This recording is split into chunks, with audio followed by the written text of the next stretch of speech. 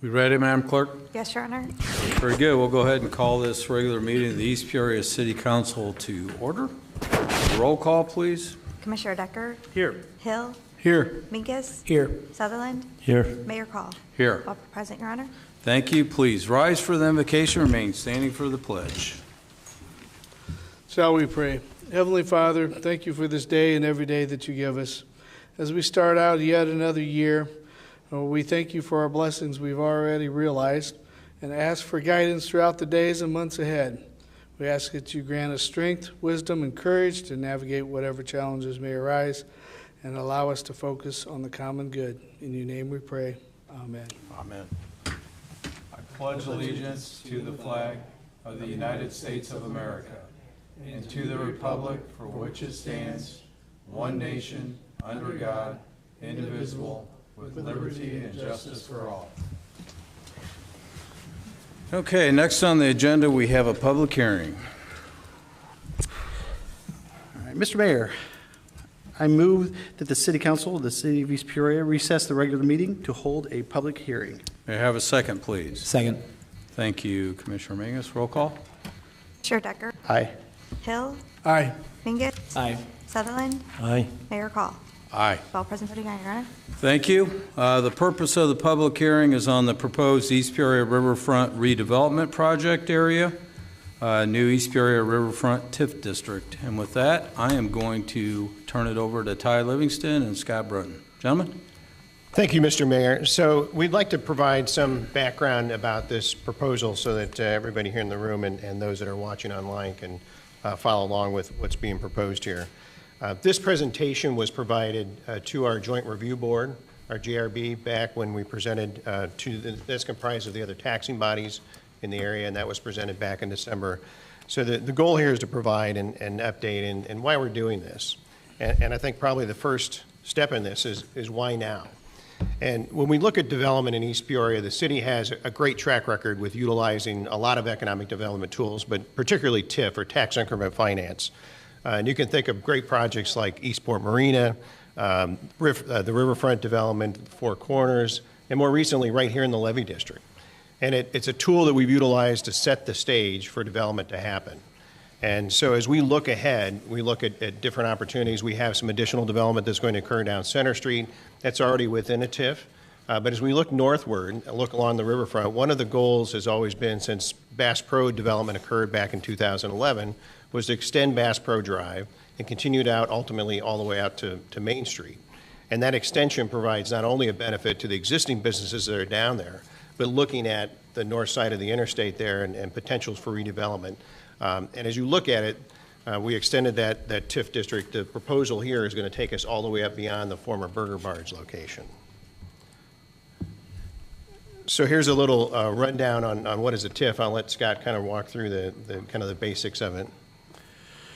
So TIFs, as Ty's talked about a little bit, they've been utilized quite well by the city in the past several decades. So a TIF district is basically a economic development tool that a city can use to help spur development in particular areas where that development has not occurred or is underdeveloped for any sort of reason. And it is it's probably the best and available tool for the city to spur this kind of economic development. There are other options, but this is the best option because of the wide-ranging legal authority that it provides the city, as well as the ability to raise funds through the TIF process. And just to generally remind everybody, I know that at least on the council side, we deal with TIFs quite a bit, but the TIF district is funded through tax increment, and that tax increment means the difference between the current value of the property and then the increased value to the property after it's improved. So the EAV, the equalized assessed value for that property, when the TIF is established, is kind of the baseline. That's and then any improvement above that that's brought to the TIF then provides a funding opportunity for the city to capture that money and reinvest it in the TIF district. So that's in general what a TIF district is. It's using that property tax to reinvest in that specific area of the city to help it develop and come along where it hasn't been able to do that without any prior assistance. So some current active TIFs, the West Washington TIF, which is where we're in right now with the Levy District, and then the Camp Street TIF, which encompasses Bass Pro, parts of the riverfront, and then also comes up Camp Street. There's one other that I mentioned earlier, and that's the Eastport Marina TIF. That's set to sunset in 2027. So some of these, Scott, we kind of touched upon earlier, but the advantages of that TIF district provides an opportunity, as I talked about earlier, setting the stage for development to happen. So it's putting that public infrastructure, and that can be everything from water mains and water pipes to streets to sidewalks, what have you. Some of it is property assemblage. A lot of times we have areas that are older that have kind of a really challenging lot configurations, or they're divvied up into something that's not conducive for commercial development. Certainly looking at development and redevelopment agreements when we look at working with private developers and identifying a project that's beneficial to the area and identifying those costs that are eligible for TIF usage. And then certainly any additional legal authority for the city, it provides us an opportunity to kind of put everything together. I'm going to talk about that. So, yeah, as far as the legal requirements for putting together the TIF, the first step in that process is identifying the area, which we've done, which is that we have a slide coming up at that area northeast of I-74, bounded by the Illinois Route 16 and between Illinois Route 116 and the Illinois River up to the Burger Barge area. So that's the first kind of step in the process. Then the next step in the process is to determine whether the area qualifies under the TIF statute as either being blighted or a conservation area, and this is, and you look at that based on whether the land is considered vacant or improved, and improved is simply, with structures or other improvements on it.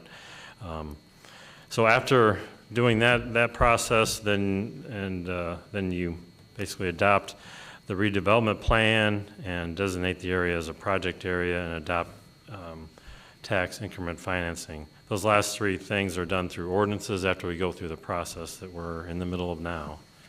And I'll kind of just walk real quick through the procedural aspects. And the first part is preparing that eligibility study and plan project. That was put on file with the city on November 8th as required by statute. And then the city, later in November of 2024, set a public hearing date, which is tonight. And then as part of that process, the city also convened a joint review board meeting, which, as Ty has explained, is a group of all the taxing bodies. There's a representative of each taxing body on that board to review this. We had that meeting on December 11th. At that meeting, the joint review board did unanimously approve the city's proposed project here. Then the next step in the process was to provide notice to all the property owners within the proposed TIF area. That's been done, as well as then all residential properties that are occupied within 250 feet. That was also done. And so then the next step is what we're doing tonight, is having that public hearing to take public comment on the proposed new TIF district and redevelopment plan. And then after tonight's public hearing, the next step is for the city then to adopt, essentially would be 3 ordinances I kind of touched on a moment ago. So here's the proposed TIF district. I know that's a little hard to see the detail here, but as we'd mentioned before, it's north of I-74 going up Main Street, and then it also captures, there's a very large parcel that juts out into the river. It's really by design because of the shape of the parcel. It does extend out up to, not quite to the mini stories that's opposite Highview.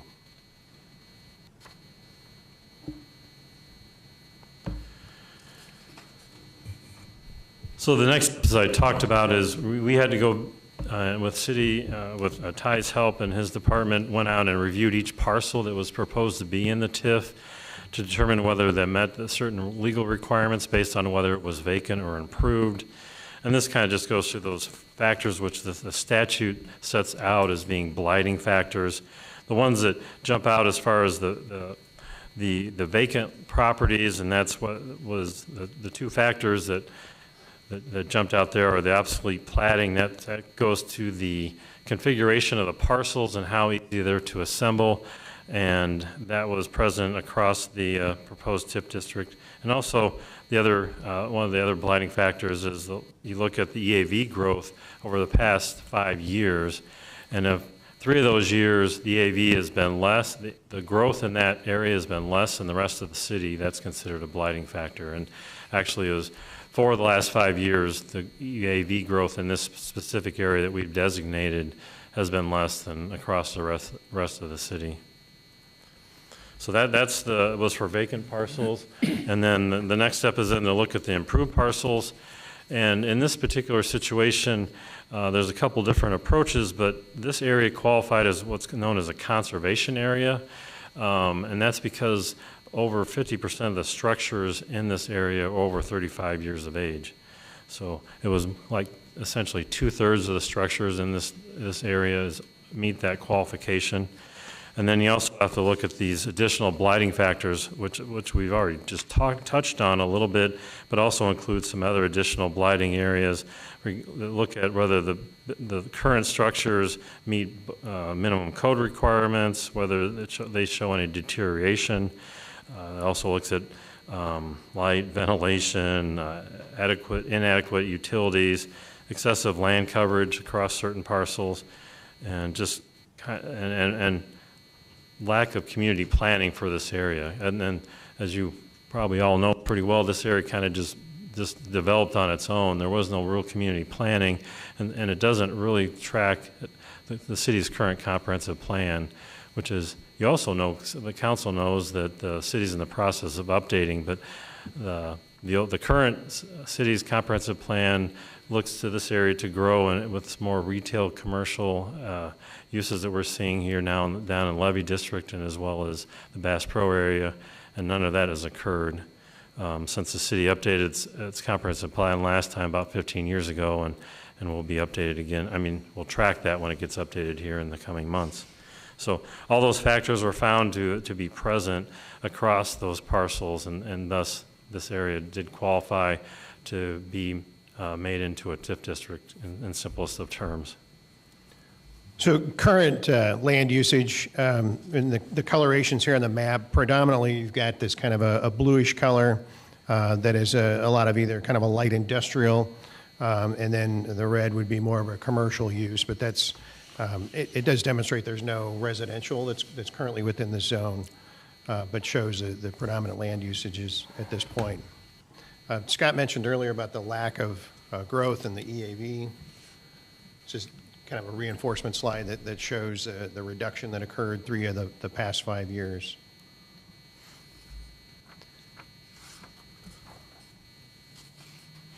So other TIF district criteria, I already mentioned that contains no residential structures. We're looking at, you have to have contiguity with your parcels. That explains the connectivity here that happens throughout this section. Get the TIF plan, and the project supports the city's development strategy, which has been continued growth, particularly along the riverfront. We still have some really great areas to further develop and refine, and that's certainly a part of this area here. And then meets the but-for TIF requirement. I'll let Scott briefly touch on that. Yeah, I'll just kind of touch base. First, the residential, you can do a TIF that includes residential properties. This doesn't. It's just that if any of those properties were currently residential, it would trigger additional hearings and processes for the city to go through, but since it doesn't, that streamlines the process for the city. That's why that's mentioned at this point. But the but-for test really looks at, will this area redevelop and improve over time without the TIF district in place? And on the flip side, but for putting a TIF district there, will it improve? And the city's determined, based on the past 3 decades of lack of improvement and redevelopment of this area, it's pretty, I think, it can be shown pretty easily that, but for putting a TIF district there, it's not likely to redevelop in the future. So we've determined that it does meet the but-for test, and that gets us over that last legal hurdle we need to do to create a TIF district here. So key elements of the TIF plan, proposed land use, we'd be looking at largely a continuation of the commercial, some mixed-use development. You know, one of the things that we've heard over and over again with our current comprehensive plan effort has been more opportunities for mixed use. We've got a great location here. You've got riverfront views, and so there's certainly opportunities for that mixed-use development to happen here. Certainly looking at, once again, taking advantage of the riverfront. There's opportunities to extend. We've got a riverfront trail that already runs along a portion of the riverfront. This would be an opportunity as well here. Project costs, these are really an estimate. I mean, we're not, we have not got into the weeds with these, but when you look at all of the components that go into extending a roadway, it's not just the roadway, it's all of that infrastructure that goes in underneath, and to facilitate that. The bridge across the Farm Creek Diversion Channel connecting over to Bass Pro, we've learned from experience here in the Levy District that those don't come cheaply. That's a long process, and it can be pretty expensive. So looking at those types of components, and then we have an estimated EAV increase for the project area at $50 million. The only thing I would add, by designating this area as a redevelopment project area, which is kind of the legal jargon for a TIF district, it also allows the city to present to the state that this area is an area that the city's looking to redevelop and maybe seek additional assistance from the state with some of this infrastructure that obviously is going to cost quite a bit. It's similar to what the city has done with down here in the Levy District, getting a lot of assistance to kind of seed that infrastructure work moving forward. And that's another advantage that's not directly discussed here, but I would want to point that out. That's one of the things that would be contemplated by the project plan that we put together.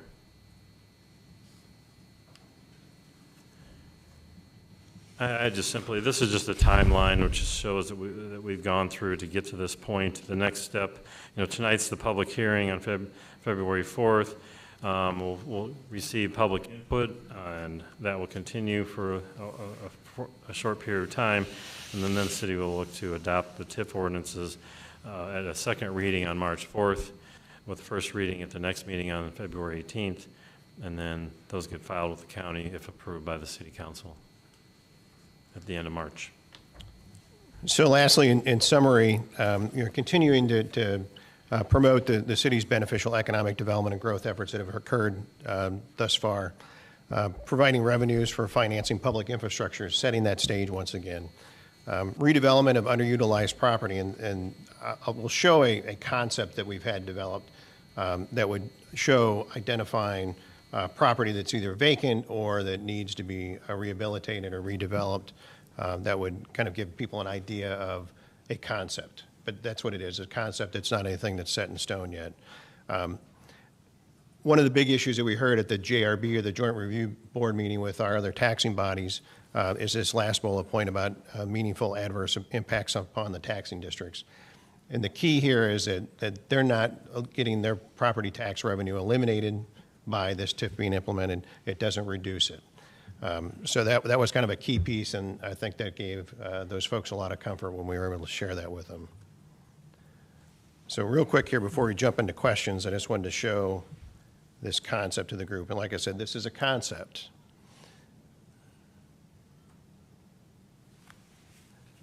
And it may be a little hard to see from a distance, but contemplates this connection over from Bass Pro, some development of property that right now does not currently have structures on it. Certainly the access, the connectivity underneath the interstate to Altorfer and connecting here to the Levy District is a key piece. And then ultimately a connection out to Main Street would be kind of a part of that connection. As you go northward, think about where you had the former Burger Barge in that area there. Certainly some great opportunities to take advantage of that riverfront, potentially some mixed use riverfront condominiums. That type of development there would fit very nicely. It's not terribly deep. You can't go too far out into the river, obviously, but certainly shows a potential for this, and the proximity to the interstate is very attractive for any sort of commercial development. So we discovered that's a really great positioning for us. So with that, I think we've wrapped it up and certainly entertain any questions. Yeah, I'd like to invite any public comment. If anyone wishes to step up to the podium, I just ask that you keep your comments to 5 minutes if you don't mind. But we're here to answer any questions or seek public input. Or if you feel more comfortable doing it privately, I mean, we have a window here where you can reach out to Ty by all means, or any one of us, and ask questions, provide input. But feel free, I'll open the floor up to anyone that's interested. No? Not seeing any takers? Yes, ma'am. Please step up to the podium if you don't mind. This is being recorded, so we want to make sure everyone can hear you. Do I need to give my name? No. Okay. No. I live right. I mean, across- Morgan may want it for the record, but, yeah. Yeah, Okay, Sally public Luker, NEW. I live across from the old Burger Barge. Okay. So my concern is how, I mean, I have a great view, but how high would, like, you know, how many stories would a building be, say you're building a condo there? Ty? So at this point, what I had shown earlier was just conceptual, but there's no desire here to go compromise anybody's view from, where you're at currently in the property. That these properties sit lower by quite a bit, and they have to be elevated some to be able to construct Right.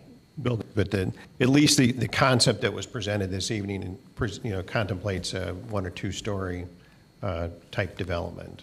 No high rise or anything like that, but it's very preliminary at this point, but certainly would be sensitive to that issue. Okay, thank you. Yeah, thank you. Yes, ma'am.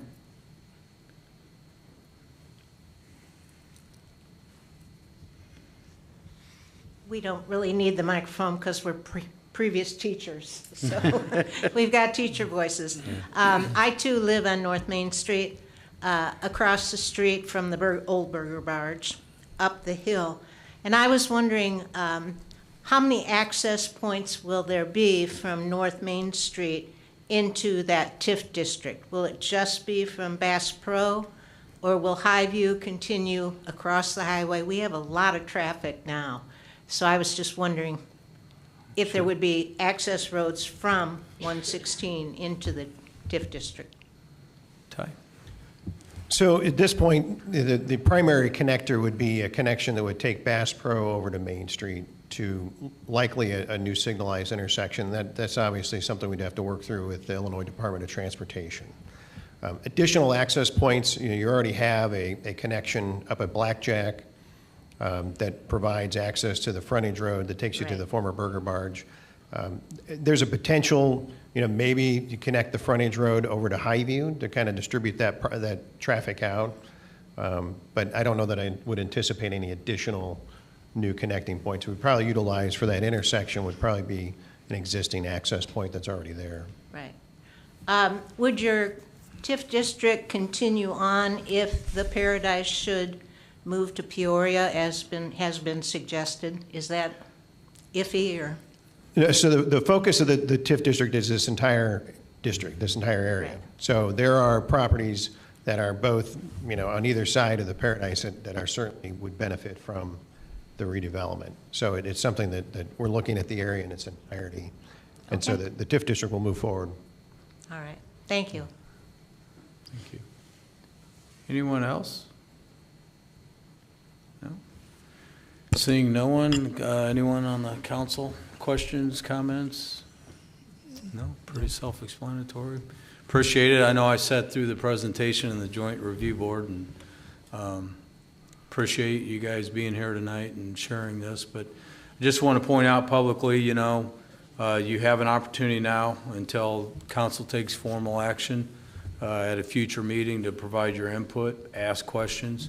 We're here to answer or help in any way, so appreciate it. That, Commissioner Decker? Yes, sorry. Got my spot, Mayor. All right, Mr. Mayor, I move to adjourn the public hearing and reconvene the regular meeting. I have a second. Second. Thank you. Roll call.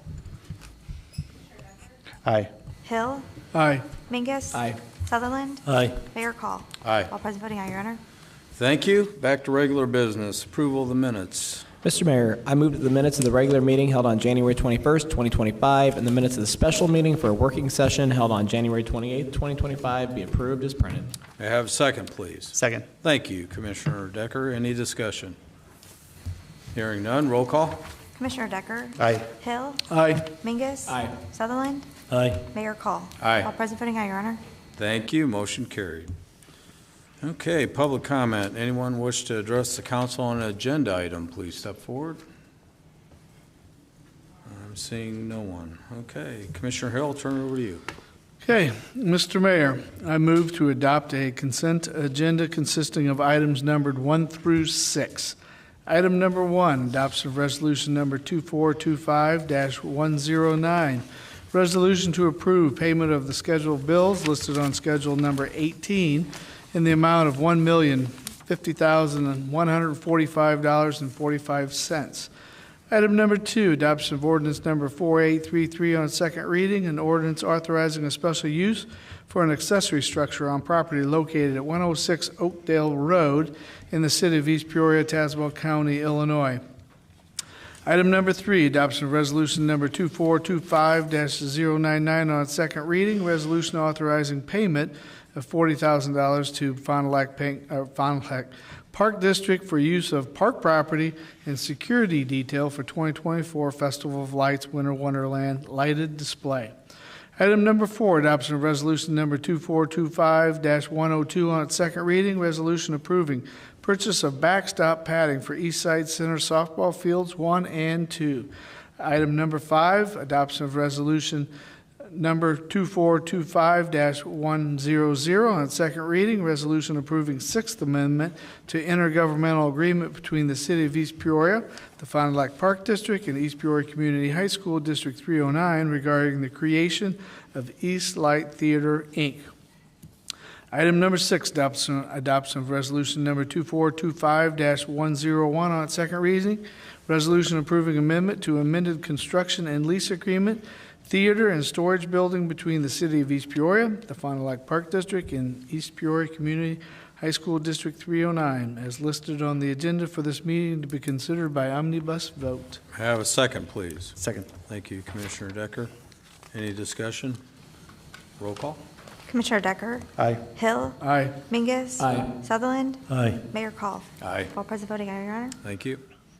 Mr. Mayor, I move you that items numbered 1 through 6 listed on the consent agenda be hereby approved and adopted, and the items numbered 2 through 6, having been read once by its title and have laid on the table for no less than 1 week for public inspection, be adopted as presented. May I have a second, please? Second. Thank you, Commissioner Mingus. Any discussion? Hearing none, roll call. Commissioner Decker. Aye. Hill, Aye. Mingus. Aye. Sutherland. Aye. Mayor Call. Aye. All present voting aye, Your Honor. Thank you, motion carried. Mr. Mayor, I have a few items tonight. Mr. Mayor, I move you that ordinance number 4831 hereto attached, an ordinance providing for the sale of excess city property at 545 Bloomington Road in East Peoria, be read at length by the clerk, and that ordinance number 4834 be accepted on its first reading and be hereby adopted as presented. May I have a second, please? Second. Thank you, Commissioner Decker. Madam Clerk? Whereas the City of East Peoria owns an excess parcel of property located at 545 Bloomington Road in East Peoria as described in Exhibit A and depicted in Exhibit B attached hereto and incorporated by reference, which contains a structure in need of rehabilitation and hereinafter referred to as the parcel. And whereas the city acquired the parcel through the demolition provisions of the Unsafe Property Division of Article 11 of the Illinois Municipal Code 65 ILCS 5/11-31-1 et sec. And whereas the city seeks to sell the parcel pursuant to 11-76-4.1 of the Illinois Municipal Code 65 ILCS 5/11-76-4.1, which provides for the appraisal of the property by a certified or licensed appraiser, and then the sale of the property by city officials for no less than 80% of the appraised value. And city has previously adopted and published resolution number 2425-072 authorizing sale of the parcel under the provisions of section 11-76-4.1 of the Illinois Municipal Code. And whereas the city has obtained an appraisal of the parcel from a property certified appraiser that appraises a parcel at $22,000 in value, and whereas the city has received an offer to purchase the parcel for $25,000 from Charles and Tanya Stevens, the buyer, pursuant to the purchase agreement as provided in Exhibit C attached hereto and incorporated by reference to the contract. And whereas under the terms of the contract, the buyer will also pay $1,000 in closing costs that will assist the city with payment of legal fees and the costs of the appraisal related to this transaction. And whereas the city hereby finds that it is in the best interest of the city to sell the parcel as excess city property to the buyer at the price of $25,000, now therefore be it ordained by the Council of the City of East Peoria, Tazewell County, Illinois as follows. Section 1, the city hereby declares that the parcel is unnecessary for current city uses or operations, and that this parcel is hereby designated excess property of the city. Section 2, the city hereby further declares that the public interest will be best served if the parcel is sold to Charles and Tanya Stevens pursuant to the contract at the price of $25,000 plus $1,000 for associated closing costs.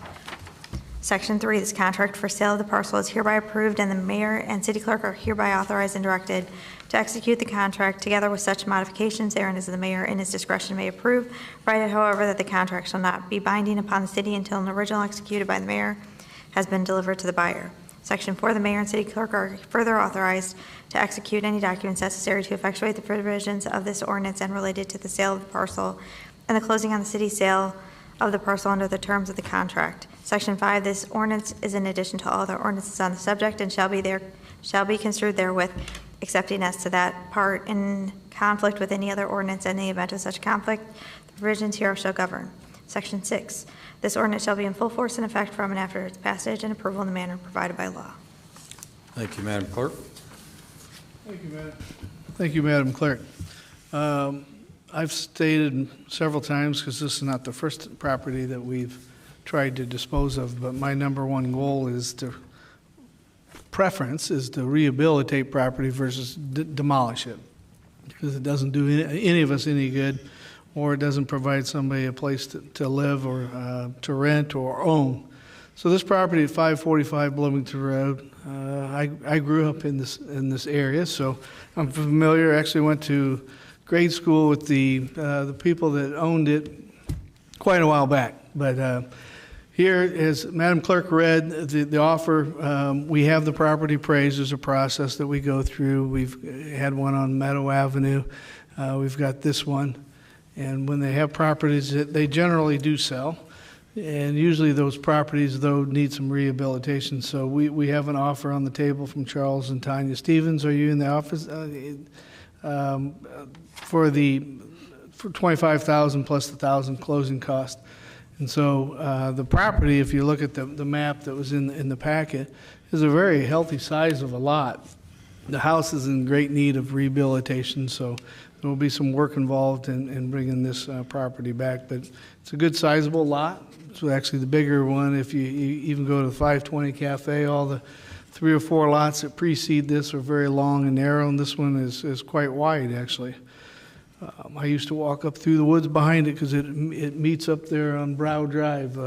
So anyway, what we have is an offer to rehabilitate. The offer's above our statutory requirement of 80% of the appraised value of $22,000. So looking forward to putting this in new hands and getting it rehabilitated and returned to useful property. Very good. Any discussion? Hearing none, roll call. Commissioner Decker? Aye. Hill? Aye. Mingus? Aye. Sutherland? Aye. Mayor Call? Aye. All present voting aye, Your Honor. Thank you. Motion carried. Be it resolved by the Council of the City of East Peoria, Illinois, that resolution number 2425-108, hereto attached, resolution approving extension of software licensing agreement for the city's Geographical Information System, GIS system, with the Environmental Systems Research Institute, Inc., ESRI, be approved. Mr. Mayor, I move you that this resolution number 2425-108 be accepted on its first reading as read by the title and be laid on the table for no less than 1 week for public inspection. May I have a second, please? Second. Thank you, Commissioner Meeks. Well, our city, we use ESRI's software, and as any other software, an agreement. We come to the end, and our 3-year deal is coming to the end at, I think, at the end of April, maybe, the end of our fiscal year. April, yep. So, yeah. So our renewal rate is $29,300 per year, and the GIS is a very valuable. We've got maps. If you haven't, if the citizens haven't went out to the city's website, there's various maps that you can go out to our website and see the zoning map. You can see. I use one that basically shows the property, residential properties, all the time to see again where the property lines line up. But it's a very valuable tool to the city. We've used it for locating information. So again, we just need to review or renew our license agreement in this with the ESRI. Very good. Any discussion? Hearing none, roll call. Commissioner Decker? Aye. Hill? Aye. Mingus? Aye. Sutherland? Aye. Mayor Call? Aye. All present voting aye, Your Honor. Thank you. Motion carried. Be it resolved by the Council of the City of East Peoria, Illinois, that resolution number 2425-106, hereto attached, a resolution accepting and approving the proposal from Hart Technologies, Inc. for the city wireless infrastructure upgrade project be approved. Mr. Mayor, I move you that this resolution number 2425-106 be accepted on its first reading as read by its title and be laid on the table for no less than 1 week for public inspection.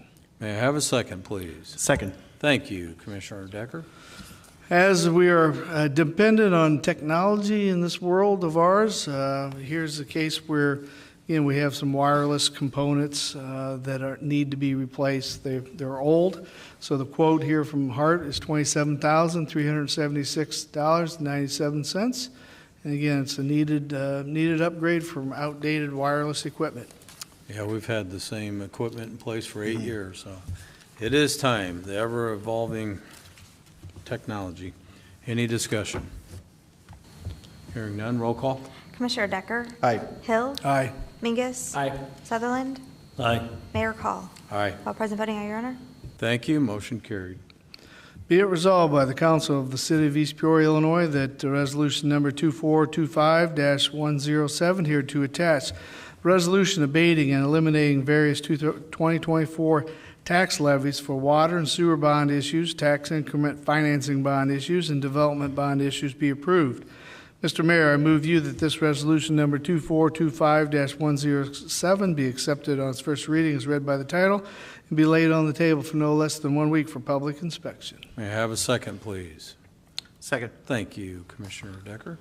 This is an annual resolution that we go through, and in part, when we issue bonds that are backed by alternate revenue, but to get, I don't say the best bond price in the market, we back those bonds up with a tax levy. And so we come along every year when we've determined that we have the alternate revenue source sufficient to pay the bonds, and we do what we call abating those tax levies for those bonds. So we've determined in this case, that, again, this year, as in all years past, that we can abate the tax levy and there's no impact on the tax levy for paying these bonds. Very good. Any discussion? Hearing none, roll call. Commissioner Decker? Aye. Hill? Aye. Mingus? Aye. Sutherland? Aye. Mayor Call? Aye. All present voting aye, Your Honor. Thank you. Motion carried. Mr. Mayor, I move you that ordinance number 4836 hereto attached, an ordinance partially abating the 2024 tax levy in the amount of the recapture revenue from the adjustments for certificates of error, certain court orders, or final administrative decisions of the Property Tax Appeal Board be accepted on its first reading as read by its title and be laid on the table for no less than 1 week for public inspection. May I have a second, please? Second. Thank you, Commissioner Mingus. Okay, what we have here is, again, another abatement, but this is one of a different, back in, let me see, what was was 2021? Yeah, the statutory code was changed such that we can reclaim basically property taxes that we lost due to those conditions, court orders or changes in property value. So this council and councils before have, for several years, have decided to abate those amounts and forego putting it, changing our tax levy to recover those amounts, and that's what's here in front of us. So we, again, maintain. This will allow us to keep our tax amount as we've already indicated in earlier resolutions. Very good. Any discussion? Hearing none. Roll call. Commissioner Decker? Aye. Hill? Aye. Mingus? Aye. Sutherland? Aye. Mayor Call? Aye. All present voting aye, Your Honor. Thank you. Motion carried. One more, Mr. Mayor. I move you that ordinance number 4837, hereto attached, an ordinance prohibiting electronic sweepstakes machines in the city of East Peoria, be accepted on its first reading as read by its title and be laid on the table for no less than 1 week for public inspection. May I have a second, please? Second. Thank you, Commissioner Decker. What we've got is sweepstakes. There's, I think the staff has found or indicated that the sweepstakes machines, the municipality has the power to regulate, the authority to regulate these devices, and these devices are not viewed as fair and regular gaming devices. And so we are taking the action here prohibiting electronic sweepstakes machines as fraudulent devices that will not be, use will not be accepted in the city of East Peoria. Very good. Any discussion? I am a little curious, Yeah. just that when I was looking at this, that is it legal in Illinois? Yeah, we can have Scott touch on it. Okay. I mean, essentially, no, they're not legal, but they look very similar to the regular video gaming monitors and terminals. So some places to basically try to allow themselves to retain all the income from those devices will use these types of sweepstakes machines. That's just what they're called, but they're very similar to video gaming that you see in any establishments these days. So to avoid that confusion and make it clear that those aren't permitted, that's what this ordinance does. And definitely the city can regulate them. They're not permitted, but this makes it clear that they're not going to be permitted in East Peoria. Any other discussion? Hearing none. Roll call. Commissioner Decker? Aye. Hill? Aye. Mingus? Aye. Sutherland? Aye. Mayor Call? Aye. All present voting aye, Your Honor. Thank you. Motion carried. Mr. Mayor, that completes it for All me right, tonight. Commissioner Hill, you had a full slate. Thank you. Commissioner Decker. I have nothing, Mayor. Very good. Commissioner Sutherland. I have two things tonight, Your Honor. Very good. The first one is, be it resolved by the Council of the City of East Peoria, Illinois, that resolution number 2425-104, hereto attached, a resolution accepting and approving the proposal from Municipal Well and Pump for the well number 1 and 3 rehabilitation project be approved. Mr. Mayor, I move you that this resolution number 2425-104 be accepted on its first reading as read by its title and laid on the table for no less than 1 week for public inspection. May I have a second, please? Second. Thank you. Commissioner Mingus.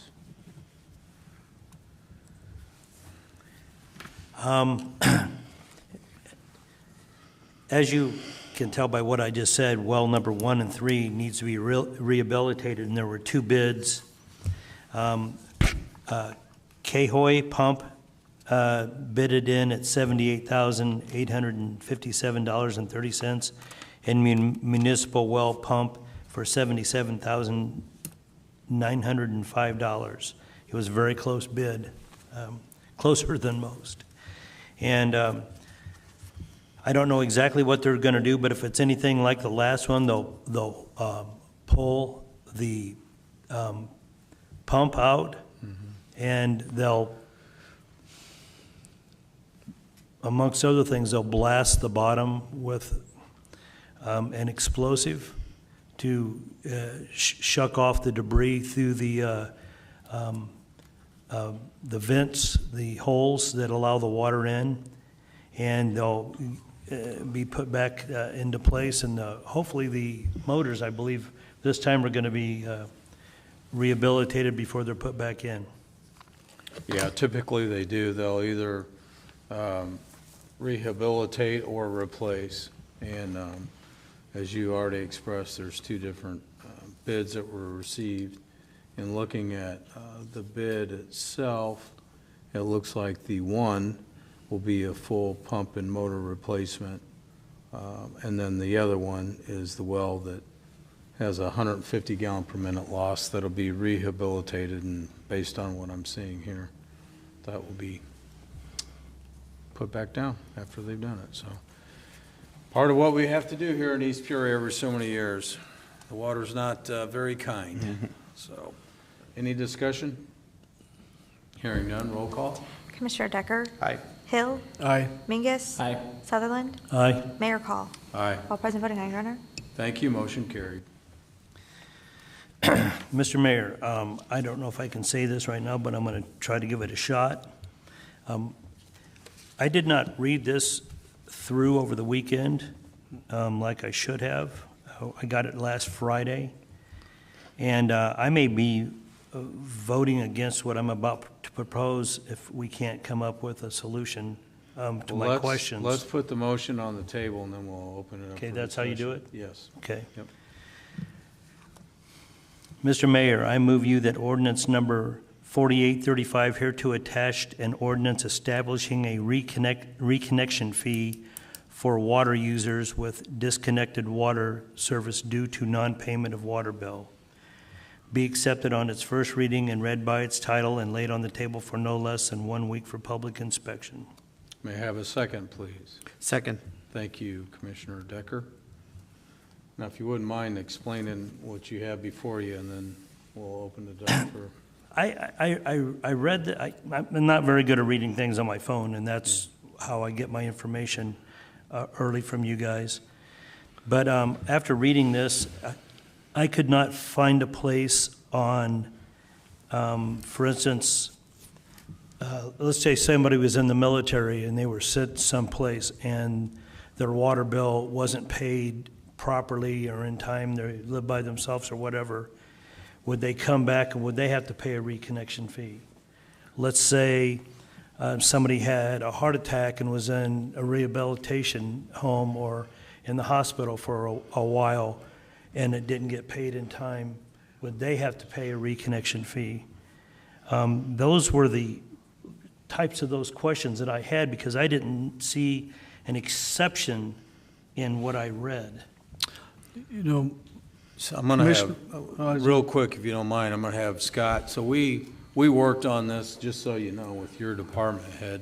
He's the one that brought this forward. Right. Along with city staff, and we had Scott work on this extensively. So if you don't mind, Scott, I'm going to have you give a little synopsis, and then we'll open up for additional questions. Yeah, when we looked at updating the city code to implement this reconnection fee, which you know, your Cord had supported, and I think even Commissioner had mentioned it, it's been a while ago, but at some point in time in the last year or so. We need to clean the language up, that's part of what's going on here, but as far as the reconnection fee, in talking to city staff, there is some grace given to those types of exceptions that you talked about, and that's being handled administratively within the city through the water billing and payment department. And the problem is trying to put them in the code is there's so many of them, and you know, it's hard to have any flexibility. So rather than being rigid about it and trying to come up with every possibility when forgiveness would be provided, we thought we'd leave that to an administrative decision. I know that a minimum of one, basically one missed payment would not invoke this reconnection fee. If there's any kind of good reason, like you just talked about, Commissioner, my understanding is administratively that connection fee would be waived as well as other fees. There's not just, the reconnection fee is actually kind of the last fee. There's two other fees that get attached even before the reconnection fee does for late payment, and then for before the final shutoff is done, there's a delinquency fee of $25, also a 10% increase in the actual amount owed to the city. They get implemented kind of through the three stages of the process. And there's nothing in the code that waives those now, but as I just mentioned, it's done administratively when people come forth and explain, just as you kind of discussed, the various reasons that might occur. And so that kind of grace is given by the city, but also the city probably goes extra lengths than most to provide notice before they do shut-offs. And so hopefully in that process, those types of issues would be raised with them, and then the process would be, put on in abeyance and just wouldn't be followed through. So that's kind of how we decided at a staff level to handle those types of questions, and that's, we thought, would be the kind of the cleanest approach to continue doing that. Yeah, to Scott's point, one thing I'd like to point out, and what kind of drove this and drove us to have Scott, take a look at where we're at. When he talked about those administrative processes, one thing that our staff cannot do is charge a reconnection fee without us putting that in ordinance. There is no ability to do it. I call it the frequent flyers, and I'm talking hundreds and hundreds of the same people every billing cycle. It's like clockwork. And one thing that people don't understand between the ladies that handle the phone calls and the service guy that comes and shuts off, only to have them all of a sudden come in at the 11th hour after they've been given ample notices, to Scott's point. I would argue, I don't know any other municipality or water company that provides this service that gives as much notice as we do to people that are either behind bills or just by design just choose not to pay their bill. But now that you brought it up, one thing I do want to make clear tonight, because the question was asked when the agenda came out, and I think we touched on this maybe last week at the end of the budget thing, that this would be coming forward. We had senior citizens reach out and say, hey, we have you shut our water off, we're snowbirds, does this mean you're going to charge us? Absolutely not. And that falls into what Scott's saying. There's for this one delinquent person that is a frequent flyer, that if you have nothing is going to continue to waste our resources. There's 1,000 other ways that our staff say, okay, no, we'll work with you for reasons as you've already expressed. But I guess that remedy is in writing, though, somewhere, that we have the authority to forgive something that, like somebody had a heart attack or is in the military service or something. So it is in writing somewhere in the city that we can do that. Yeah, Scott, I'll let him speak to that. I mean, that's my understanding, and that's why I certainly encourage, the city can implement administrative processes and procedures, and that's exactly what this is. So I don't have something here I can show you. I'd have to talk to Jeff Becker and his department. They're the ones who oversee that. But if nothing else, maybe that's what we need to get more, maybe do that in a better fashion that's there now. I can reach out and we can work with staff to see what they have in place now, but we can definitely get something in writing. That's not a problem, but it makes sense to do so. Yeah, the staff's done that for decades as far as I'm aware. We have as you and I talked before the meeting, we have different scenarios that come forward all the time. This really was designed to give the city the ability to charge a reconnection fee to people that are blatantly. Oh, I understand the frequent flyer deal. Yeah, I okay. do. I just wanted to make sure that I'm not pinning myself in, that if I wanted to help somebody out because of a health issue, that I wouldn't be going above and beyond. Staff has made that clear when we first discussed it. We've discussed this for months, just internally between Scott and staff, just so you're aware. So. Okay. Okay, that's it for me then. Any other discussion? No? Roll call? Commissioner Decker? Aye. Hill? Aye. Mingus? Aye. Sutherland? Aye. Mayor Call? Aye. All present voting aye, Your Honor. Thank you. Motion carried. That's all I have tonight, Your All Honor. right, thank you, Commissioner Sutherland. Commissioner Mingus. One item tonight, Your Honor, resolution number 2425-105. Whereas Chris Ricker has been continuously employed by the city from February 16, 2000 through the end of his shift on February 22, 2025, most recently occupying the position of Assistant Fire Chief. Whereas Chris Ricker announced his intention to retire from employment effective on February 23, 2025, and whereas the city is appreciative of the long and continued service provided by Chris Ricker, and whereas it is in the best interest of the city to execute the attached separation agreement.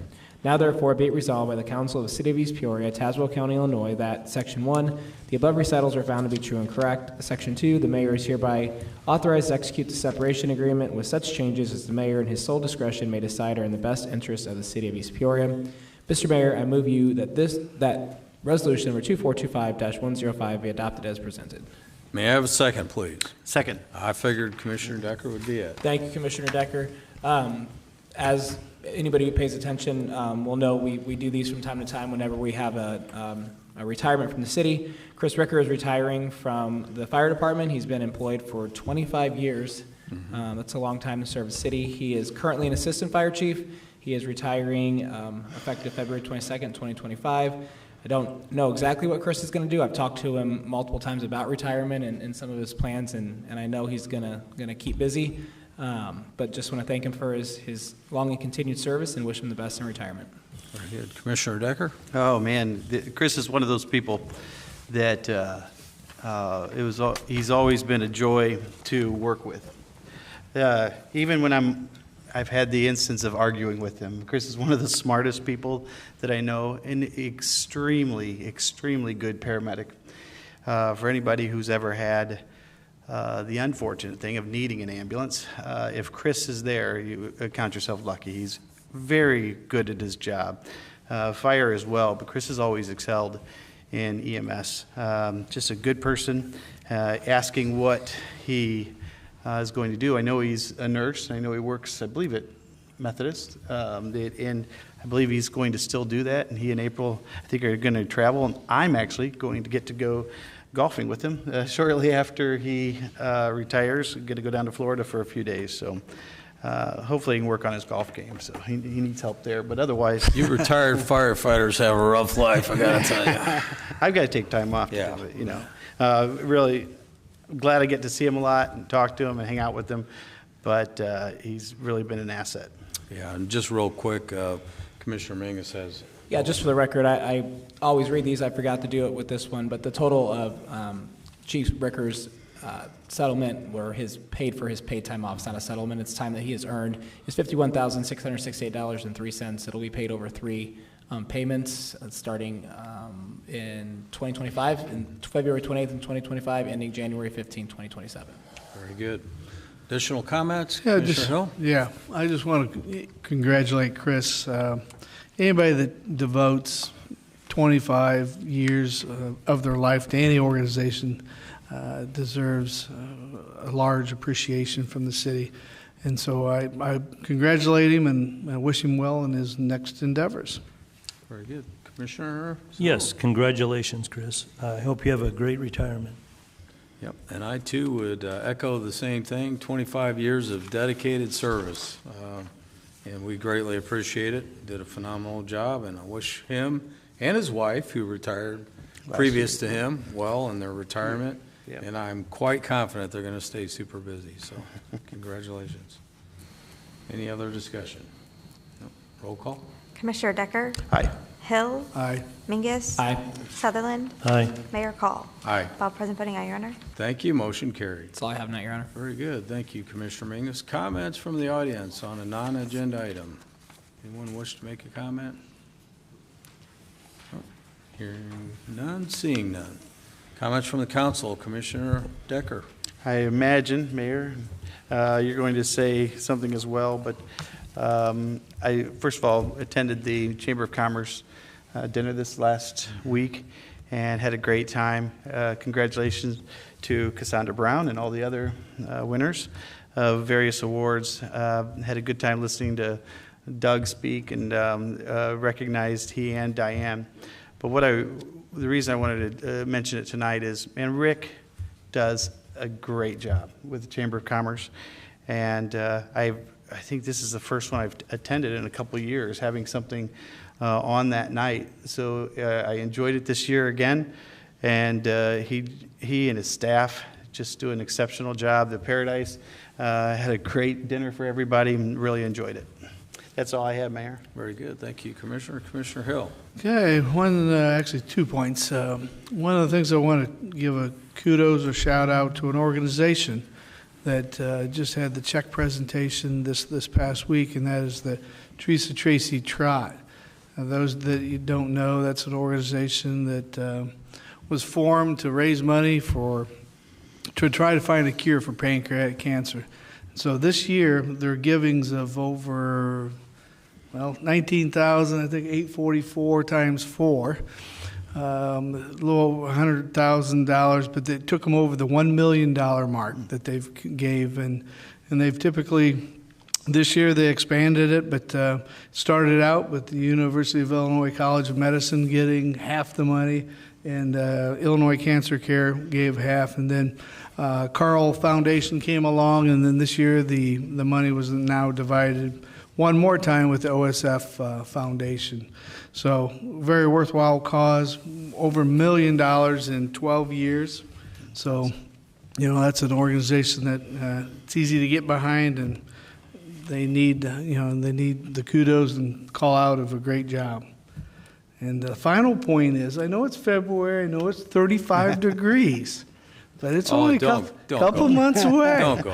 Farmers market's coming. Just so we need to build that thing back up a little bit. So just so you know, it's right around the corner. Could be as early as, usually it's the beginning of June, but if I don't tell the vendors now, they start leaving. That's it. All right, thank We you, got like a Commissioner. 3-month break from the farmer's I market. know, right? It's kind of like the festival. Just got done talking about it, now we want to talk about it. Commissioner Sutherland. Okay, I have 5 little points, and 4 of them are kind of preachy. I want to bring up a change to an ordinance to do with mobile home parks. I'm going to be working on that and bring it before the city council in the next couple sessions. House numbers. I think there's a rule about that, but I had to go to a house in the dark to help an emergency out. I couldn't find the house numbers. I don't think there was any on the house. I had to go next door and then walk to the, until I found, I think that in the middle of the night at 3 o'clock in the morning, when you call for a 911 call, guys, it's pennies to put up a number on the front of your house. Please do it. Another little sermon is everything you put in your sewer, in the basement or in the toilet or anywhere, it makes it to the river. So if you want to help and want to be a little bit green and not do anything that would hurt the environment when you have chemicals or pesticides, herbicides, gasolines, just dispose of them properly, please. And there's, you can get a hold of the city, and they'll tell you when the pickups are for chemicals and stuff. It happens, the county puts it on, I think, once every year or so. I'm not laughing at you, but I'm not sure about the chemical thing. Am I wrong about that? Does the county do that? I don't know how consistent it's been. I know they there's do the been some recycling collection. thing with Yeah. the electronics. And that's been in annually. October. Let's check on that. Yeah, they do Yeah. paint and stuff every once in a while, yeah. Well, we'll check on that. It's a matter of a 'cause grant, I think. Yeah. Oh, in We'll check conjunction? on that. Since Yeah. you brought it up, I'm only laughing. I did bring it up. Well, I know, but I'm just laughing because I think when we bring. I would like to go fishing one day in the Illinois River and not worry about getting poisoned fish, you know? I'm what not saying? laughing at you. I'm laughing because I think is what we need to do. Since you brought it up, we need to find out when that event's held and make sure that we let our citizens know. And the last thing is, I think everybody's noticed how hard the street department's been working, and Springfield Road is a shining example. I hope that the funding for the street department increases every year for the next years and years to come, because that, compared to what it has been in the past, it's leaps and bounds we're making compared to what it was. Thank you, I'm done. Thank you, Commissioner. Commissioner Mingus. I have nothing tonight, Your Honor. All right, just a couple quick points. Dovetail off Commissioner Decker's points that he brought up on the chamber dinner. Congratulations to Cassie Brown. She was extremely surprised, and that's what you always hope for. And in those award ceremony, but very well deserved. And then very well deserved on the business awards this year as well. We have phenomenal businesses, everything from large manufacturing down to small mom and pop antique stores. So it's always a fun night when you can recognize people that make your community go like that, and that's always a fun night. Rick does a phenomenal job, so congratulations to all the award winners. And then just a quick comment, Commissioner Hill brought up the Teresa Tracy Strive to Survive. One thing I do want to point out is that's an all-volunteer organization. So absolutely, every penny raised stays here locally and goes to the right cause. And that's important to me to say that, not because of, you know, what the organization was created in honor of Teresa, but more importantly, I encourage people, when you donate to not-for-profits, they have to file what's called a 990. Look and see what your money's going to. And I think people would be surprised at some of the larger nonprofits where the bulk of the money doesn't stay in this area and it doesn't go to the cause, it goes to line the pockets of people that are running those organizations. So I point that out not to be disparaging to larger organizations, but I think it's worth noting when you have people that volunteer their time throughout the year for a good cause. And they do it from the bottom of their heart. And the recipients of those monies, they turn out. They turn out for their events. They turn out for their fundraisers throughout the year because they know how passionate these people are and that they don't have to do that. And they're doing it on their behalf to help them in their jobs as they treat and, you know, research different cancer. This one is pancreatic, but we have a lot of resources here locally that I think people maybe not aware of with the clinical research and the treatments, and we're very blessed in this region. We have facilities that you typically see in large metropolitan areas, and we have it right here. So I appreciate the efforts of everybody involved in that organization, and hats off to them. So You glad to hear reminded it's me of successful. one other thing, if I, Yeah, go ahead. the Teresa Tracy, I mentioned the Trot, which is the first Saturday in November, but they do things, as the mayor reminded me, all throughout the year. Dodgeball, clay pigeon shootout, golf outings.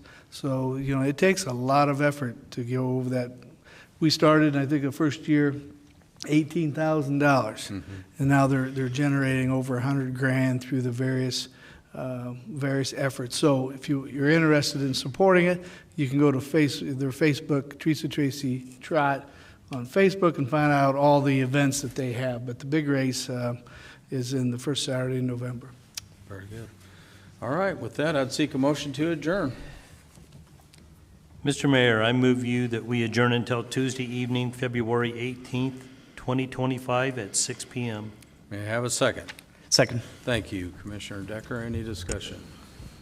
Hearing none, roll call. Commissioner Decker? Aye. Hill? Aye. Mingus? Aye.